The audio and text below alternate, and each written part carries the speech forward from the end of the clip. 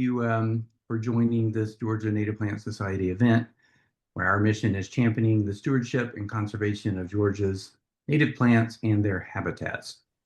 So my name is Michael Cowan. I am the chairman for the state organization, but also an active member of the North Metro chapter and the education committee there. And that is who is bringing you this webinar tonight. But I had one particular question. So I mentioned the state flower that we're trying to change it here in Georgia.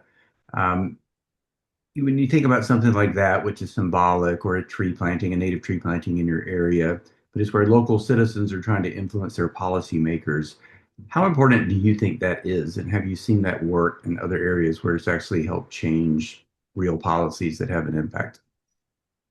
I think it's really important because it's a measure of how well we're changing the culture. If we're celebrating a non-native plant as the state flower, there's a disconnect there between where we need to go. Now, plants are decorations. We love how beautiful they are, but boy, why wouldn't as a state flower, why wouldn't you celebrate a state plant? If you want to influence your policymakers, many of them are elected officials. We have to make it known that these are important issues to us, and if they ignore them, we're not going to elect them again, and then they won't ignore them because they want to be elected. Can I ask you what you're trying to change it to? The sweet bay magnolia. Oh, okay, great. Well, good luck. Thank you. I think we have a chance. It is within the next 3 to 4 weeks will make the difference. So definitely everybody be involved in that. So the first question from the audience I have, Christine asks, does a pottery Williamsburg pot work for nesting birds? Hang on my fence in the Piedmont region of Atlanta, or pottery as a nesting box. What do you think of that? If it's protected from rain, so if you're talking about a cup nester like a robin, they make their nest out of sticks and mud. But if it rains on top of that, the water can filter through. If you have a pot that catches water, then it won't filter through and it'll rot the nest. So either make sure that it is totally protected from rain, or drill holes in the bottom so that it can drain if it does rain. So another question that I've always had is, so almost native stuff. So not something that's coming from Asia, but let's say, so in our logo, we have the oak leaf hydrangea, which is really only native to that western part of Georgia, but it's planted throughout the state as an ornamental. And so it's kind of close to being native. Is that a solution solver, or is that another problem? I think it's a solution solver in two ways. First of all, it's a beautiful plant. We're not going to abandon beauty in decorating our landscapes. And if we can use natives, or as you say, near natives, I think we're in better shape. It's not that far away. So the insects that use hydrangea, particularly if we plant it continuously from where it is native, those insects will follow it. A good example would be the pipevine swallowtail. Pipevine is native to the Appalachian Mountains. It's a mountain species, but people have planted it ornamentally all the way to Virginia Beach, and the pipevine swallowtail has followed it. So the major user of that plant has actually expanded its range because of ornamental plantings. So people are planting oak leaf hydrangea all the way up to New England. So that's a little far, and it's not going to hurt anything, but it's not going to support a whole lot up there. All right, so Nathan is asking, so we have a lot of lace bugs eating our non-native azaleas. Do you have a suggestion to balance the ecosystem with lace bug predators? Will killing lace bugs with the neem oil produce as a food source? And also I'll add on to that, so I talked with Nathan about this.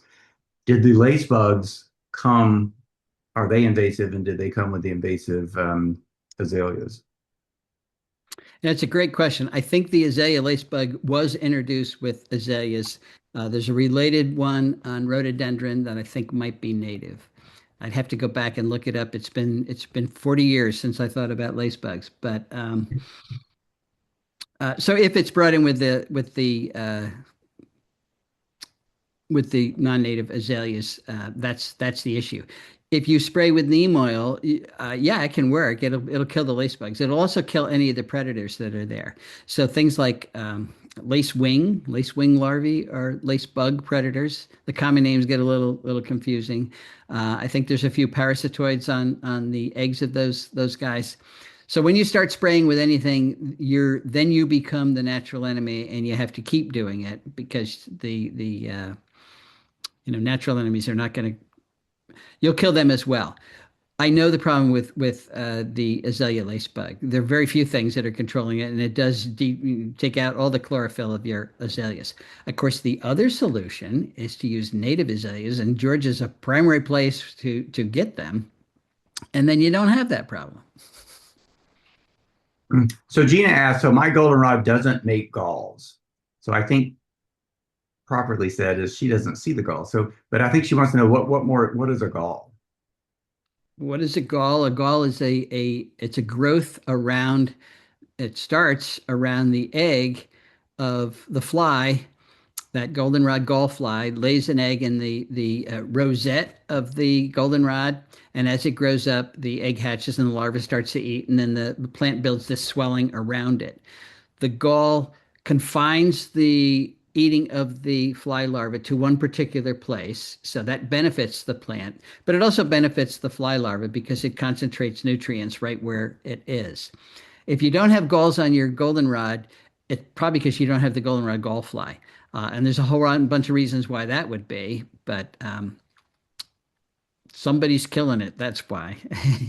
How about mosquito Mosquito fires? Joe. They kill everything. Yeah. So Janice asked, does dog hair, is that used for nests, just like cat hair? I'm sure it is. I'm sure. I've never tested it because we didn't have a dog, but I'm sure it is. If you can use horse hair, you can use dog hair. Yeah. So the next question, you never know who joins these webinars. It's Joe Lample, Joe Gardner. I know Oh, Joe. he's had you on his show before, but so he's asking what's your take on the progress being made with HOA aversion to native plants and yards? Or, I think it's good progress. HOAs are becoming educated. What we need to do, and Joe's a perfect person to help do this, is present models of beautiful landscapes with native plants so that HOAs see, hey, that's not going to reduce property value.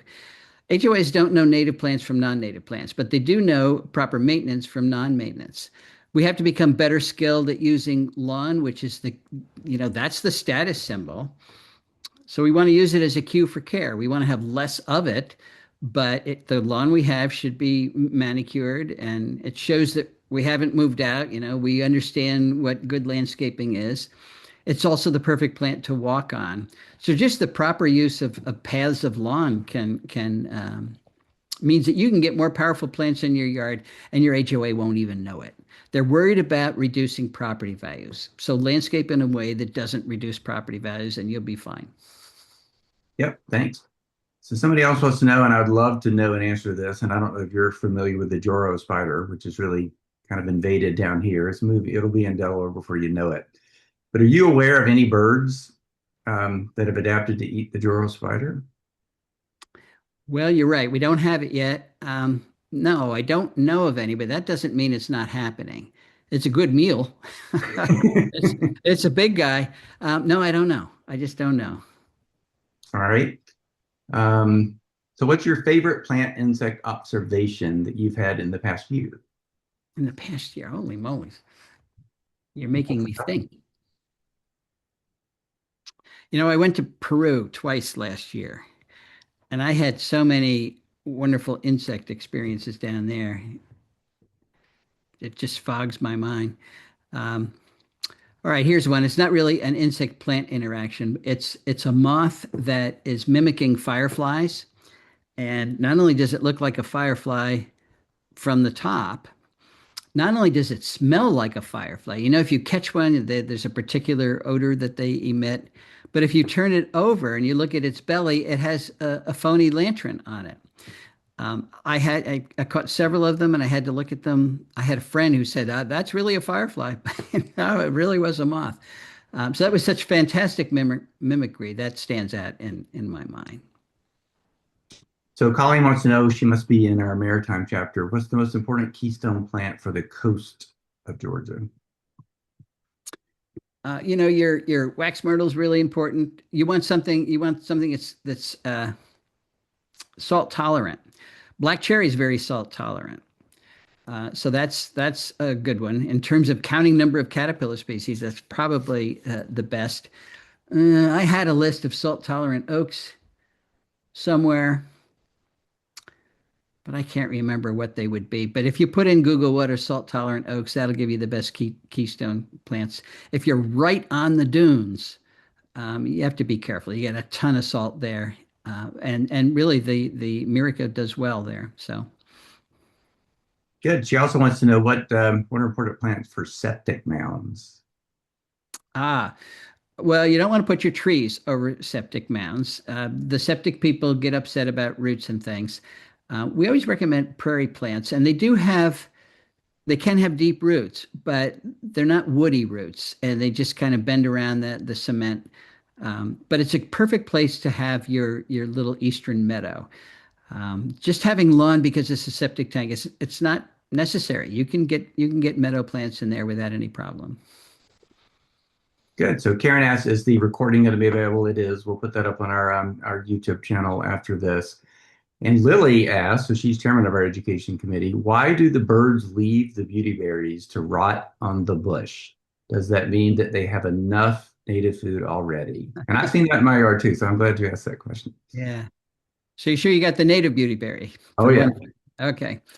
We don't do beautyberries up here, so I've never interacted with them personally, but there are several species of berries that need to go through the winter.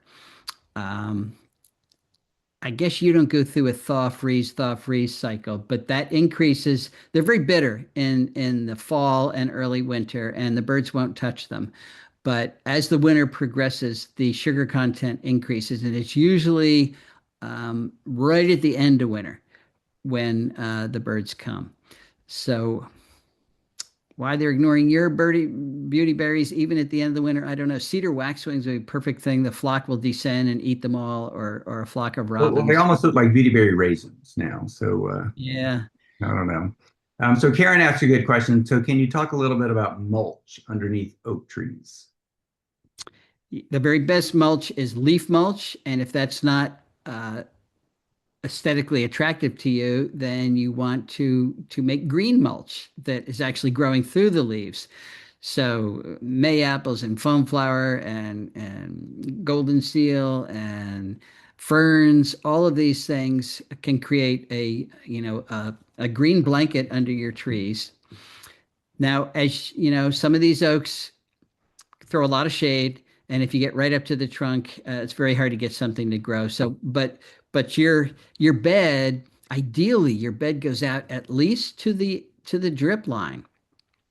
And that can be a really big bed, and a lot of people don't want that, but ideally, that's what you're looking for. Remember, the caterpillars that are on that oak will drop from the tree and pupate underground, or they spin a cocoon in the leaf litter that's under the tree. And when you have lawn under your tree, they get hung up in the thatch, they pupate right at the surface, and then we walk over them with our feet or our mowers, and we squish them. So what you want to do is create no-go zones, and that's what a flower bed is.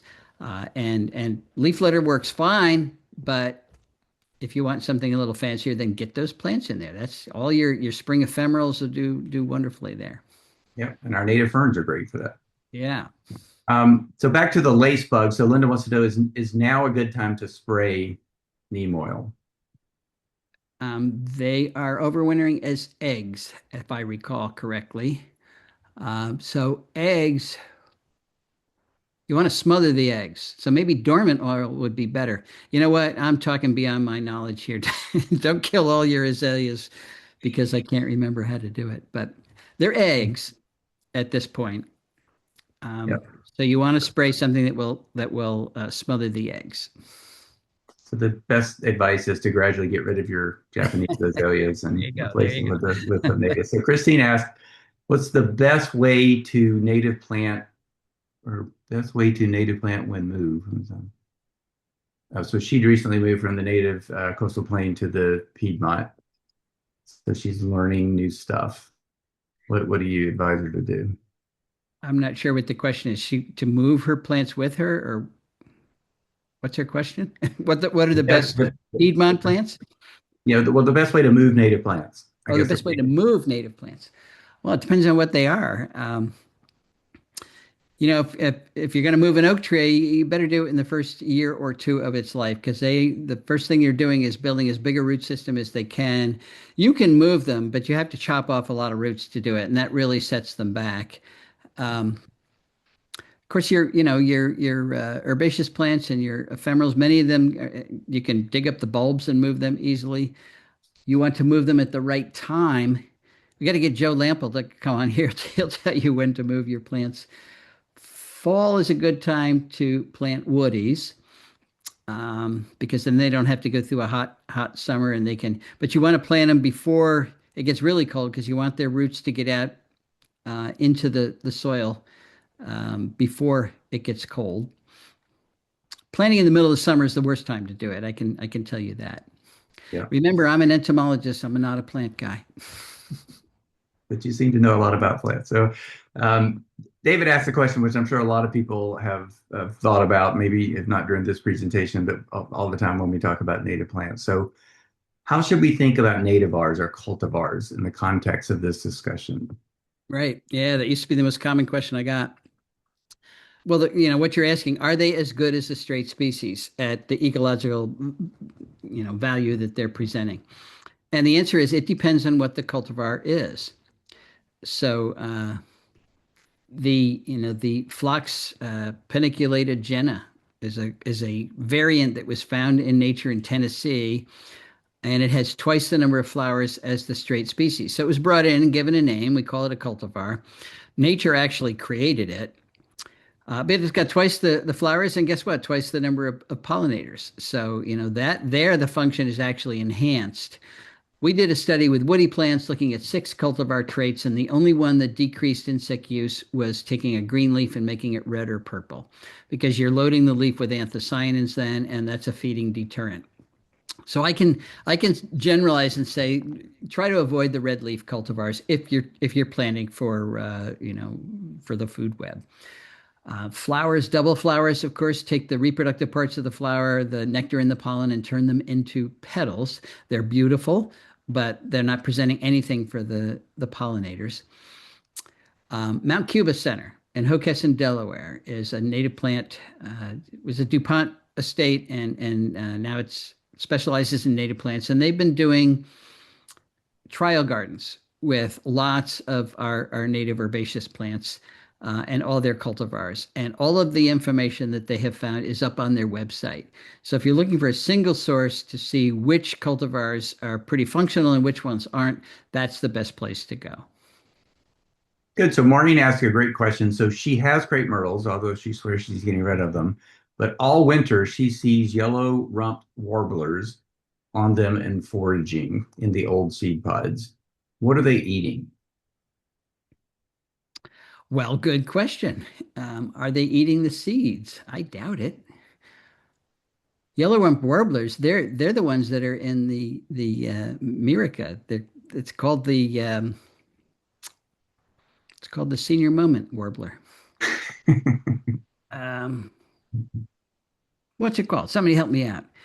I've never heard about them in crepe myrtles.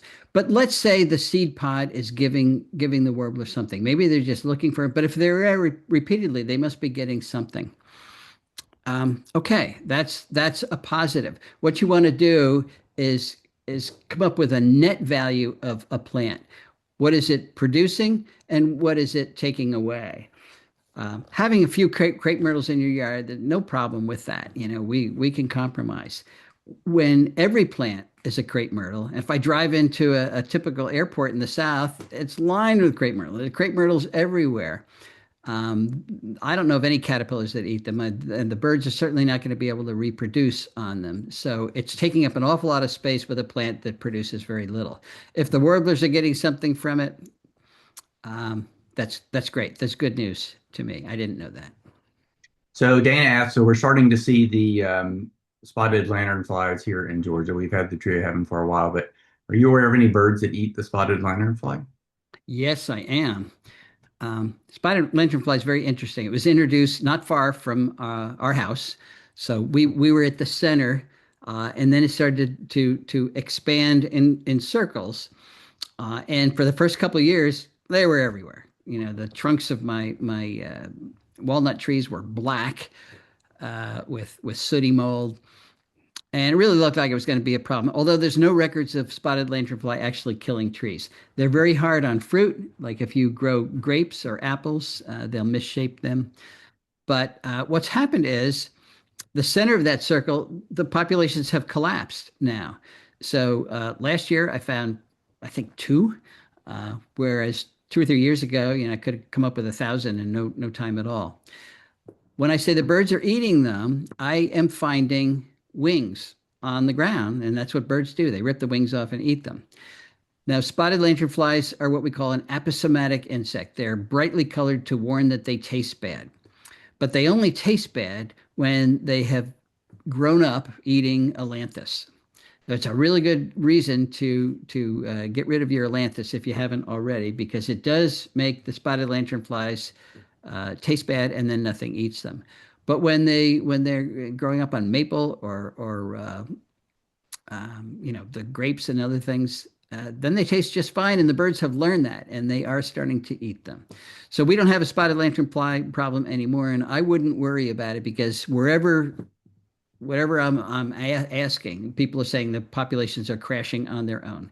I don't think the birds are doing it entirely, but they're probably helping. And Atlantis is tree of heaven for those Tree that of heaven, right? Yeah. didn't do the connection. So Seth says he's a mathematician. So what is the minimum number of host plants, let's say for milkweed, that you can plant and still support a population or a group of caterpillars? I had a lady, I can't remember if she called me up. I think she did call me up, and she said, I planted a milkweed, but worms got on them, so I squished them. The worms, of course, were monarch caterpillars, and that's why she planted the milkweed, but she needed a little bit more knowledge. Even if she hadn't squished them, if you get a couple of larvae on one rammet of milkweed, they're going to strip it and they'll run out of food, and no other milkweeds around, so it'll be a disaster for everything. That milkweed will come back, but what you really want is a patch of milkweed so that you can support all the monarchs that want to lay their eggs on that patch. You don't want them ever to be food limited, and it doesn't have to be a very big patch. 5 by 5 feet would be great. And then you can support, it's not just the milkweed, you can support the milkweed tussock moth and all the milkweed beetles. There's a whole community of things that use milkweeds.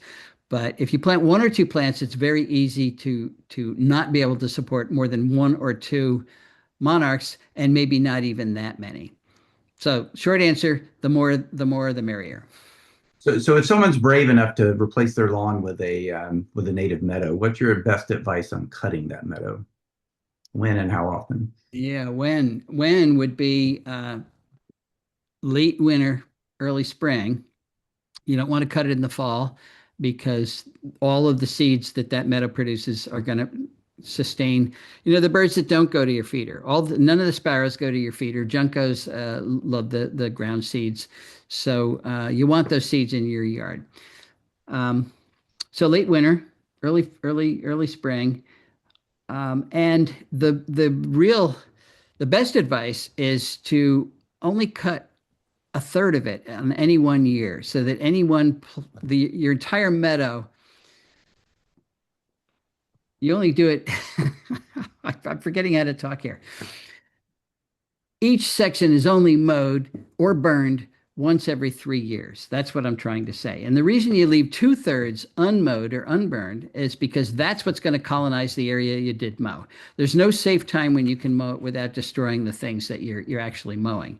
So if you mow all of it every single year, then you need recolonization when it grows back. It's not going to hurt the plants, but you're trying to support the things that are using those plants. So that can be hard to do in a suburban setting, but if you know that's the goal, a third, a third, a third, then maybe you can do it. Good. So Ellen Watson, who I think is my old coworker, asked a good question. So is 70/30 still a good goal for native to non-native ratio in regards to how much weight to give a keystone plant, or is that irrelevant now? Well, that comes from the study that my grad student Desiree Narango did with chickadees in the suburbs of DC, where she found you needed 70% of the plant biomass in your yard to sustain a chickadee population. And that's what she found. Nothing has changed there. The only problem is that was one bird with one study in one place, and people are extrapolating that for all over the country. I'd love to repeat that study, but that was a $400,000 NSF study that went on for 5 years with a whole team. And NSF is not going to fund that again because they only fund novel things. So great results, but be careful about over extrapolating. I think the message there is that there is room for compromise. You don't need it to be 100% native. That single oak is a lot of biomass. So you can have your crepe myrtle and you can have your hostas and things that are very little biomass without ruining what the chickadees need. So it really depends on the amount of keystone plant biomass you have, the amount of area that you have. Um, but as far as we know, that's still the best information that we have. Good. So if you have any more questions, make sure you enter those in. We still have a little bit more time. So one of the things I'd like for you to comment on is in terms of plant communities, how important is that to replicate in a yard setting? And then also the hard places that we're often called upon to plant, like the health strip in next to a road, which that's not a native natural community anywhere. How do we get around things like that and still Yeah, plant hill native? strips. There is a book out there entirely dedicated to planting hill strips, Wow. and so you can search for Be a hell that. of a book. Yes, it is. A lot of great ideas in there, and you can do that. You can make them beautiful. And I've seen some great examples of that right in the middle of cities as they move around the country. Of course, I never remember where I am or what I'm looking at, but you can do it. I want to say Nancy Lawson, but I don't quote me. Um, what's the other part of the question? You So can the tell I'm natural getting tired here. replicating natural communities in Oh, a oh, larger. right. Natural communities form because of the soil type and the altitude and the latitude, and the plants that do best together will end up occurring together over long periods of time. Do you have to replicate that? Uh, no, I don't think you do. Now, maybe a community ecologist would say, oh, absolutely, we should try to do that. Oak hickory forests or oak beech hickory forests, they do well together for sure. But can you have those plants in isolation or without having their buddies? Yeah, you can. I see it all the time, and they'll support important communities all the time. So those are natural communities that occur in nature because of the conditions there. Um, but it doesn't mean you have to replicate that community to have function. So is that why a container on a condo without a yard can have an impact? Yes, indeed. And don't forget those containers. By the way, if you go to our website, homegrownnationalpark.org, there's a whole section in there about the best native plants for container gardening in each ecoregion. If you live in an apartment complex with a balcony, that is your contribution there.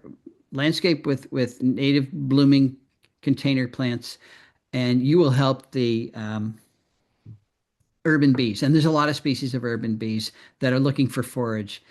So everybody did that throughout our cities, and 80% of us live in cities now. That would be a huge help.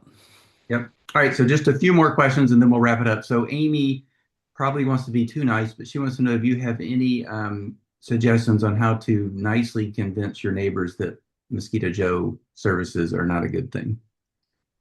It's a huge problem. I would Uh, slash the tires.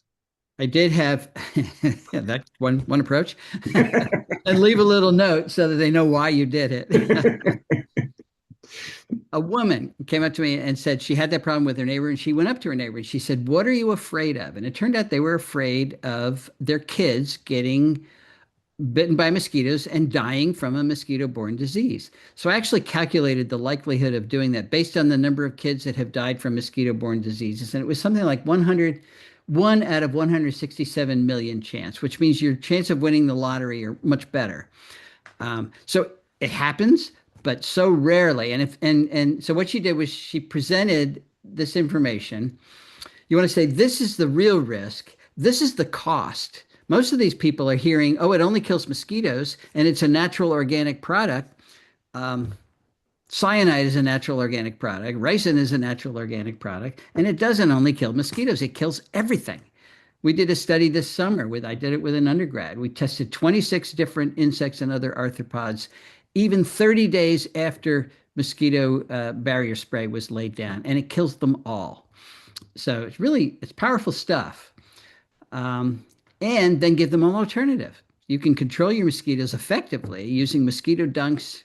No professional is going to try to control mosquitoes in the adult stage. There's no evidence that that has lowered mosquito populations anywhere in the country ever.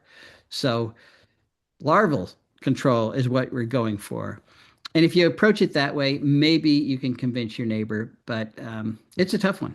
It is really a Yeah, tough so one. Nathan wants to add on to that. No, so what can we do to reduce mosquitoes by supporting bat populations? Are there native plants that would impact that?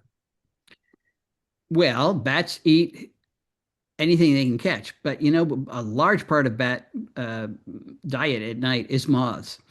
They'll eat mosquitoes for sure, but they're eating night flying moths. So putting those keystone plants in that make the moths is the best way to support bats.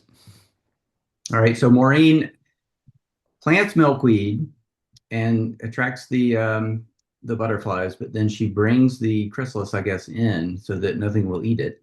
Do you recommend that? Uh, Eh, she brings the chrysalis in. See, a lot of people will bring the egg in and rear it entirely indoors. And they're good-hearted people. They want to increase Well, she survivorship. brings the caterpillars in. I'm sorry, not just the chrysalis. Okay, okay. It depends on how she does it. It's difficult to do that with any effectiveness unless you bring a lot in and then you end up crowding them. It's a good recipe for disease transmission. Some people are good at it and they actually change the leaves often enough so that the leaves are always in really good shape. And then they can produce a monarch that's full size and strong. But most people are not so good at it, and the monarchs come out not quite up to snuff. They have marked monarchs that are reared indoors and compare them to marked monarchs that are reared naturally, and looking at the survivorship down in Mexico. And there's a 40% loss in the monarchs that are reared indoors. It's removing them from the natural selection that they would naturally have to go through. So that's a valuable piece of information. If she's an extremely good monarch rearer, maybe it's okay. And that's all I'll say. But if you have enough milkweed, nature should take its course. And The best way to rear them is on living milkweed plants, not leaves you're picking off. right. All right, so I think that does it for the questions. So I want to thank everybody else for joining us tonight, and thank Dr. Tallamy as well. So I refer to him as the godfather of soul, or the soul of the native plant movement in the United States for sure. So his impact has really been incredible. So, and even though you're going to retire as a professor, we hope to see you back in Georgia, and I'm sure we will soon. So thanks again for everybody, and please join GMPS and get involved, and we hope to see you soon. Thanks. All right. Thank you. Bye bye. All right.